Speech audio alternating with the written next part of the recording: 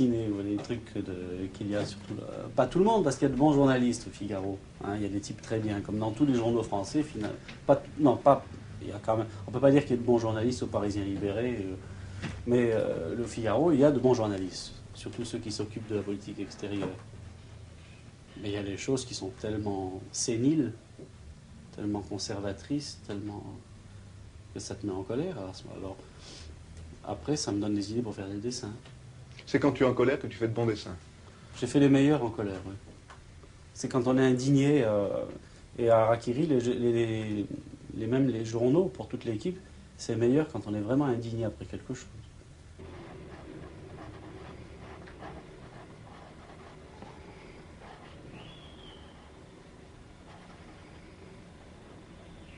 Qu'est-ce qui t'a mis en colère cette semaine?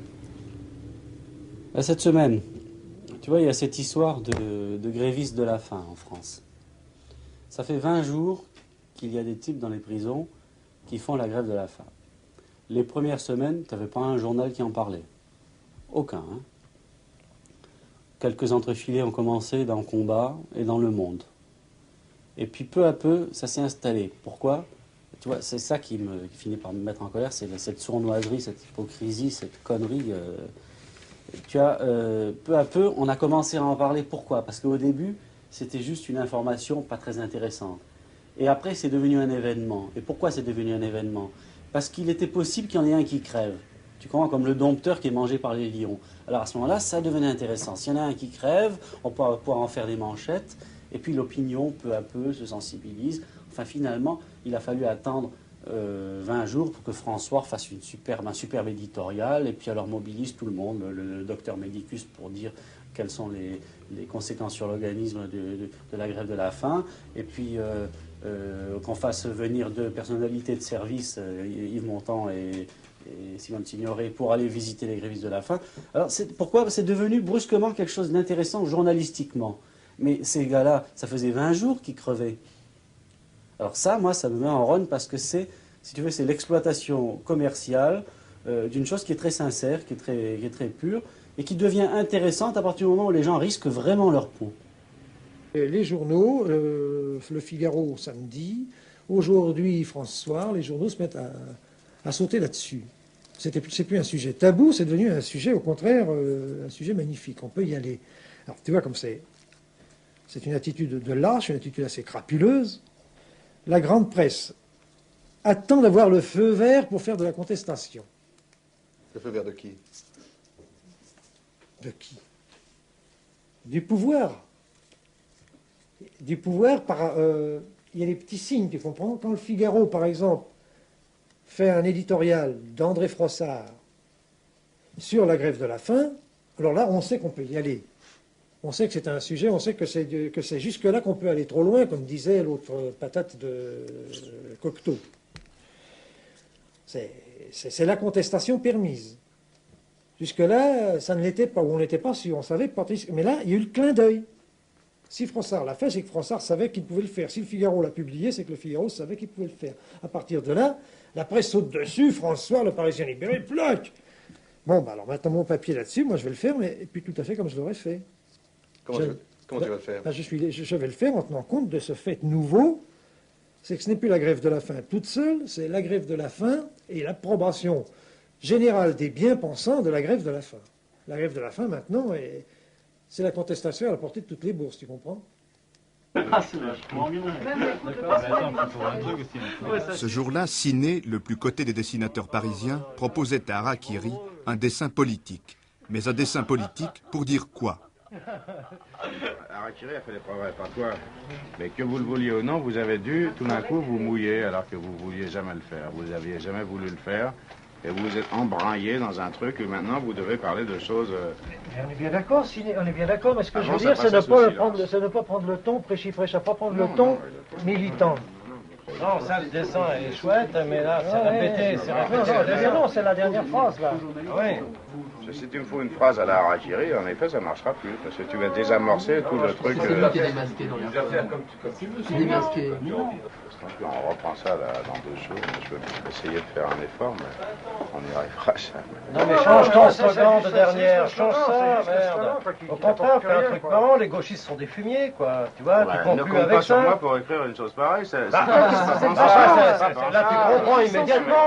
Il y a un œil crevé chez les gauchistes. Marcelin lâche ses chiens, tu conclus. Les gauchistes sont des fumiers. Bon, bah. Oh bah Voilà, tu trouves ça t'étais- drôle, toi? Moi, ça me fait pas rigoler. Oh merde, bah, je sais Bah, pas, le moi, les tragique à mecs, ils ont Colombay, ça me compris. fait rigoler, Mais vous mais prenez voilà. les gens pour des cons. Vous adressez à qui? À des débiles mentaux, alors, non? Qu'est-ce que vous cherchez à recruter? Les lecteurs d'ici Paris? Merde, alors. Bah, écoute, je sais pas. Allons, il faut leur mettre vraiment les points sur les i aux mecs. Ils comprennent pas? Je veux dire, Ah, les vous gauchistes nous sont faites des chier. flics, je trouve pas ça très drôle. Qui nous protégera des flics? Moi, je trouve ça drôle, Tu mais... trouves ça drôle, plus gauchiste, drôle? c'est Va vrai. trouver un autre truc qui soit Pas, marrant. qui Vous tenez protégera les absolument pauvres gens de la être drôle, police, je là, trouve ça marrant. C'est curieux. Eh ben, c'est notre boulot, mon vieux. On a été interdit 3 fois pour ça, parce qu'on est drôle. Tu vois, tu te rends pas compte? C'est pas parce que vous étiez drôle que vous avez été interdit. Ah C'est parce bon, que bah justement, si, on est vous un étiez peu un truc drôle. qui les a fait chier. Ben oui, ben non, mais c'est bien de glisser les deux ensemble, quoi. On ne peut glisser les choses vaches que par la drôlerie, autrement, c'est sinistre. Ah non! Les gens des anciennes générations ont beaucoup de mal à comprendre les formes actuelles d'opposition. Ils vous disent toujours « Oh, ils veulent tout détruire et ils n'offrent rien comme solution de remplacement ». Ça, c'est justement la vision qui me paraît absolument dépassée. Ou bien on vous dit encore tout ce à quoi vont conduire ces jeunes gens, c'est à une nouvelle forme de stalinisme. Au fond, les gens un peu sclérosés croient toujours que l'histoire va se répéter. Bon, si l'histoire devait se répéter, nous serions tous pessimistes. Nous penserions que tout progrès ou toute tentative de progrès social doit conduire à une forme de stalinisme, de tyrannie déviée du socialisme et non pas se confondant avec le socialisme. Ben, eux, ils sont optimistes. Ils pensent qu'effectivement, ce qui nous a toujours perdu dans le passé, c'est d'avoir un schéma préétabli et de vouloir le substituer à ce qu'on détruisait.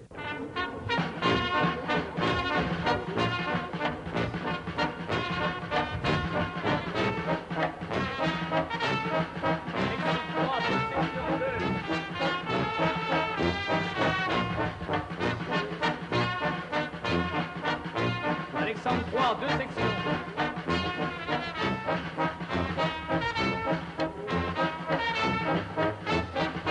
Rio la Sisu.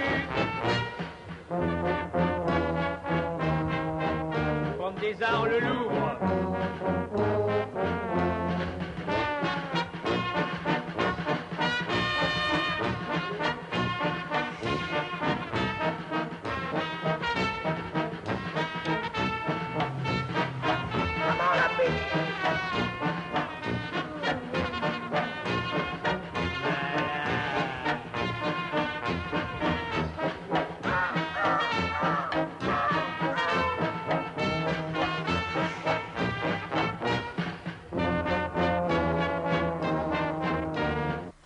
Il y a des tendances qui nous sont plus sympathiques que d'autres, forcément, quand elles se...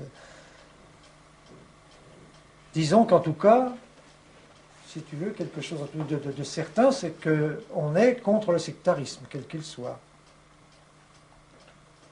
On ne doit jamais abdiquer la liberté de penser, c'est-à-dire l'esprit critique.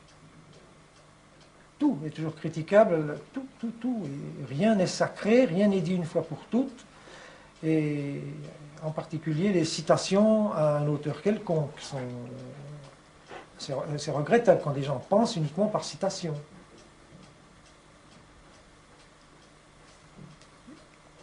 Il y a des gens sur qui tu ne tapes pas.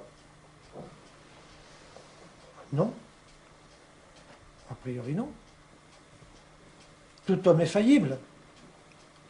Et dès que ça lui arrive, il faut lui taper dessus. Même ses amis, même ceux qui vous sont le plus proches idéologiquement peuvent se tromper, et même se trompent. Tous nous nous trompons. Et le rôle d'un journal satirique, si tu veux, appelons-le comme ça, c'est justement de veiller à ça.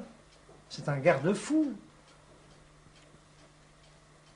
Et il y a des gens qui se figurent que, par exemple, si un jour à la suite d'une révolution, de ce que tu voudras, une société idéale existait avec un gouvernement parfait, les journaux d'opposition, les journaux satiriques surtout, n'auraient plus lieu d'exister. Mais si, au contraire, mais si. Parce qu'un gouvernement, même s'il est parfait, même s'il a les meilleures intentions du monde, il peut se tromper. Et il se trompera forcément. Et il faut être là pour le lui dire. C'est un journal de militants, Harakiri, ou c'est pas un journal de militants? Mais non, ça ne peut pas être un journal de militants. Il n'y en a pas un seul parmi nous. C'est incompatible. Un travail de création, je crois, est incompatible avec un travail de militant. Quand tu es militant, tu ne fais que ça, c'est-à-dire tu milites. Et nous, créer, ben, ça comporte une part de rêve, une part de travail chez soi, et puis une immense part d'égoïsme.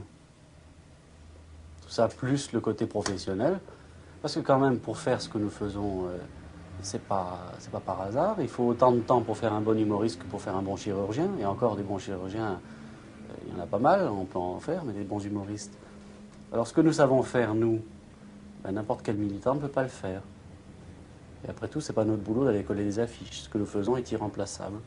Alors il faut nous foutre la paix.